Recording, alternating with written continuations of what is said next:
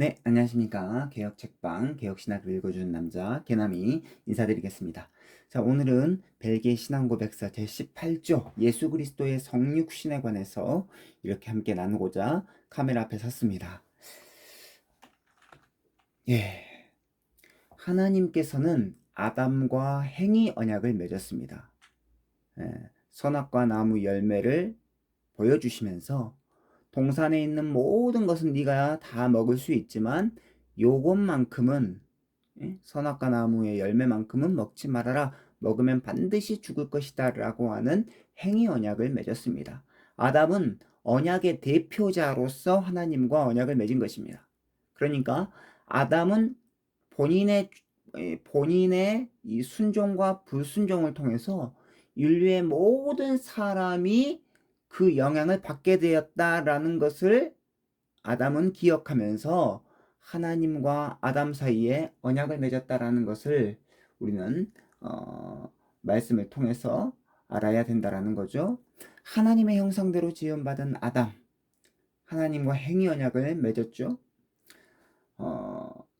아담은 언약의 대표자입니다. 그래서 아담의 순종과 불순종은 인류 전체에 영향을 끼치게 되어 있어요. 아담의 순종과 아담의 불순종을 통해서 인류 전체가 영향을 받게 되었다는 것은 아담이 언약의 대표자라는 것을 반증합니다. 예. 아담의 불순종, 너무 안타깝죠. 아담의 불순종으로 인해서 죄가 세상에 들어오고 그 죄의 결과 모든 사람이 타락하여 죽게 되었습니다. 아담이 만약에 순종하였더라면 이런 끔찍한 일은 없었겠죠.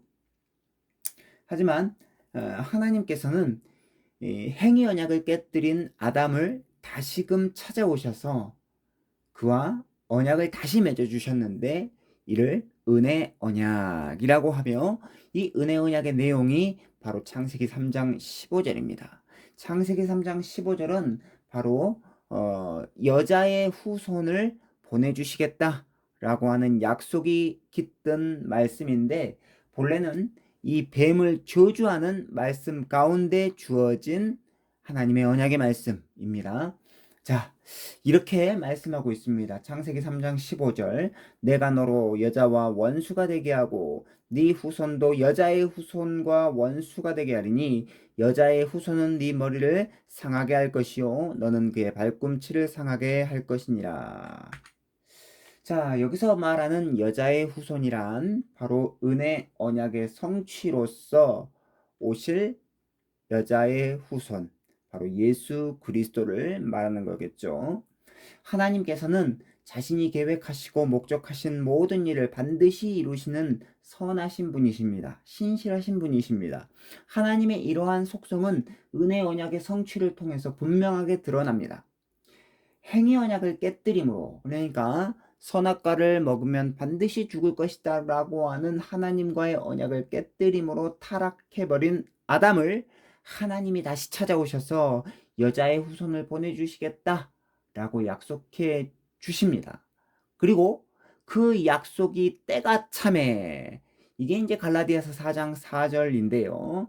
때가 참에 하나님이 그 아들, 여자의 후손이신 그 아들 예수 그리스도를 보내사 여자에게서 나게 하셨다라는 거죠.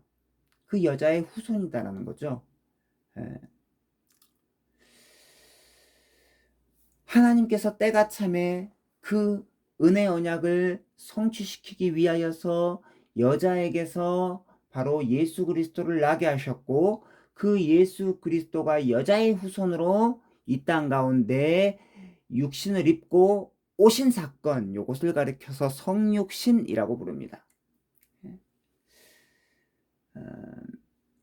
벨기에 신앙고백서 제18조는 그래서 이렇게 고백합니다.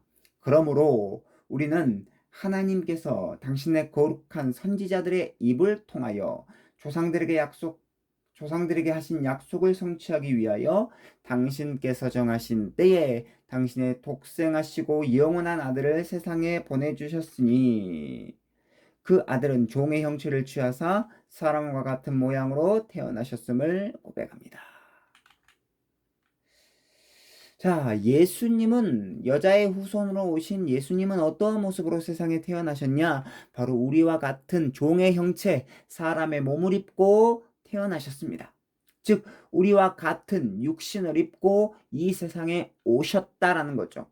그래서 예수님은 인간이 가질 수 있는 이 감정들, 그리고 연약한 육신의 이러한 모습들을 이 땅 가운데서 경험하며 살아가셨습니다. 예. 그러나 예수님의 탄생에서 아주 특별한 점은 바로 그분이 성령으로 잉태되어 출생하셨다라는 것입니다. 인간의 연약함과 또 그러한 감정들을 다 경험하셨지만 그럼에도 불구하고 죄가 없어요. 이유는 바로 그분이 성령으로 잉태되어 출생하셨기 때문입니다. 그래서 우리와 같은 육신을 가지고 태어난 사람, 그리고 연약함을 경험하는 그러한 낮은 위치에서 이렇게 살아가셨지만 죄가 없습니다. 이유는 바로 하나님이신 제3위격으로 존재하시는 성령 하나님으로 말미암아 잉태되어 출생하셨기 때문입니다. 그래서 히브리서 4장 15절 이렇게 고백합니다. 우리에게 있는 대제사장은 우리의 연약함을 동정하지 못하실 리가 아니요 모든 일에 우리와 똑같이 시험을 받으신 이로되 죄는 없으시니라. 예수님께서 죄가 없으신 이유 바로 성령으로 잉태되어 출생하셨기 때문에 죄가 없어요. 하나님은 죄가 없는 분이시잖아요. 예. 그래서 벨기에 신앙고백서 제18조 계속해서 이렇게 고백합니다. 그분은 진실로 모든 연약함을 가진 참된 사람의 본성을 취하셨을 때 죄는 없으십니다. 왜냐하면 그분은 사람의 행위에 의한 것이 아닌 성령의 능력으로 말미암아 복된 동정녀 마리아의 모태에서 잉태되셨기 때문입니다. 참 하나님이신 예수님께서 여자의 몸을 통해서 여자에게서 나셨다라는 거죠. 그런데 어떻게 잉태되어서 나셨느냐? 바로 성령의 잉태로 말미암아 무죄한 상태에서 태어나셨다라는 것입니다. 그러면 왜 예수 그리스도는 성령의 잉태로 말미암아 무죄하게 태어나실 수밖에 없었느냐? 이유는 이렇습니다. 벨기에 신앙고백서 제18조는 이렇게 고백합니다. 사람이 육체를 잃었을 뿐만 아니라 영혼도 잃었기 때문에 둘 다 구원하시기 위해서는 둘 다를 취하셔야 했기 때문입니다.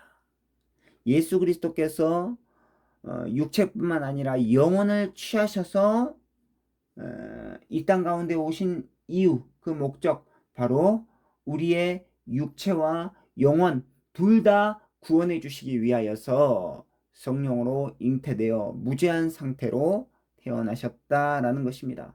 그래서 바로 하나님이신 예수님, 신성을 가지신 예수님께서 사람의 모습, 인성도 취하셨다라고 해서 이것을 가리켜서 예수 그리스도의 성육신이라고 합니다. 아주 중요하죠. 예수 그리스도의 성육신은 성부 하나님의 사랑의 표현입니다.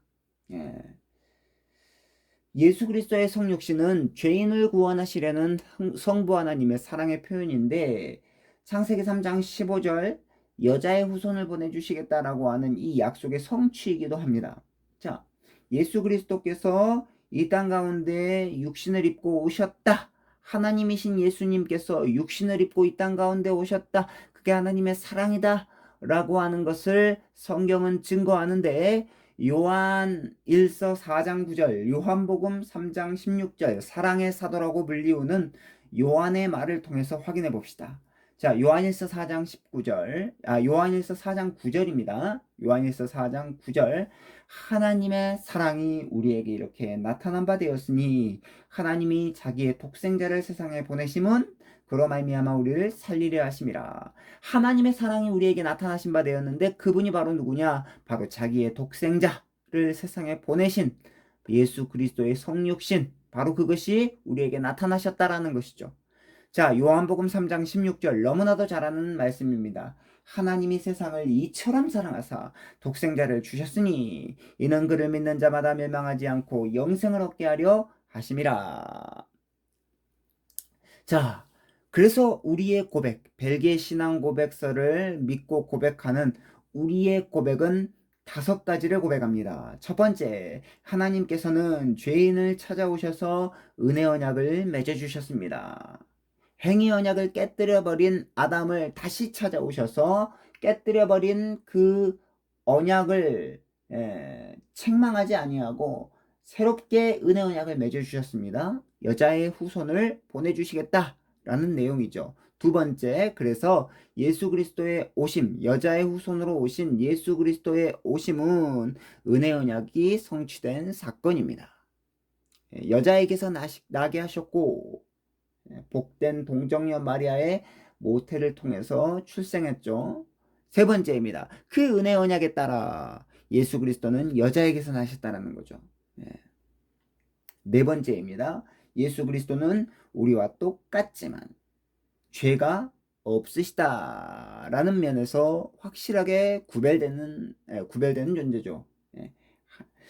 다섯 번째, 신성을 가지신 예수님께서 육신을 취하신 이유, 바로 우리의 몸과 영혼을 구원해 주시기 위해서입니다. 그 이유는 하나님께서 우리를 너무나 사랑하시기 때문이죠. 자, 그러면 오늘 이 벨기에 신앙 고백서 제18조를 정리하고 적용하는 시간을 갖도록 하겠습니다. 첫 번째입니다. 아담은 언약의 대표자로 하나님과 행위 언약을 맺었습니다. 동산 중앙에 있는 나무의 열매를 너가 먹지 말라, 먹으면 반드시 죽으리라 라고 하는 행위 언약을 맺었습니다. 두 번째, 그러나 아담은 선악과를 따먹음으로 말미암아 행위 언약을 깨뜨렸습니다. 아담은 언약의 대표자였기 때문에 아담의 죄, 아담의 불순종은 모든 사람에게 영향을 미치게 되었습니다. 아담 한 사람을 통해서 죄가 세상에 들어오고 그 죄의 결과 모든 사람이 죽게 되었습니다. 그럼에도 불구하고 하나님께서는 아담을 다시금 찾아오셔서 은혜 언약을 맺어 주셨습니다. 그리고 네 번째입니다.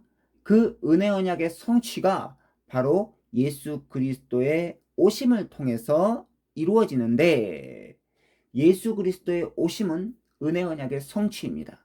여자의 후손을 보내주시겠다라는 그 약속대로 예수 그리스도는 여자에게서 출생하셨고 나셨다라는 것이죠. 자, 여섯 번째입니다. 그 여자의 후손으로 오신 예수 그리스도는 죄가 없으십니다. 왜냐하면 성령으로 잉태되어서 출생하셨기 때문에 우리와 똑같은 육신을 가지고 계시지만, 그래서 이 땅 가운데 우리가 가질 수 있는 연약함을 모두 다 경험하셨지만 죄가 없으시다라는 거죠. 왜? 죄 없으신 성령 하나님으로 말미암아 잉태되셨기 때문이죠. 그래서 마지막 7번째입니다. 하나님이신 예수 그리스도께서 우리와 똑같은 육신을 취하신 이유가 무엇입니까? 바로 우리의 몸과 영혼을 구원하시기 위함입니다. 왜냐하면 하나님께서 우리를 너무나 사랑하시기 때문입니다. 사랑하는 구독자 여러분, 그래서 벨기에 신앙고백서 제18조를 통해서 예수 그리스도의 성육신, 바로 그 내용을 통해서 우리가 믿고 고백해야 될 내용들이 어떤 것이 있는지 오늘 7가지로 살펴보았는데, 이 7가지의 내용을 마음에 깊이 새기시고 정말로 우리가 믿는 바를 제대로 이렇게 믿고 고백할 수 있는 우리 모든 구독자 여러분들이 되셨으면 좋겠습니다. 다음 이 시간에 벨기에 신앙고백서 제19조 19조를 통해서 찾아뵙도록 하겠습니다. 좋아요와 구독은 개나미에게 큰 힘이 됩니다. 안녕히 계십시오.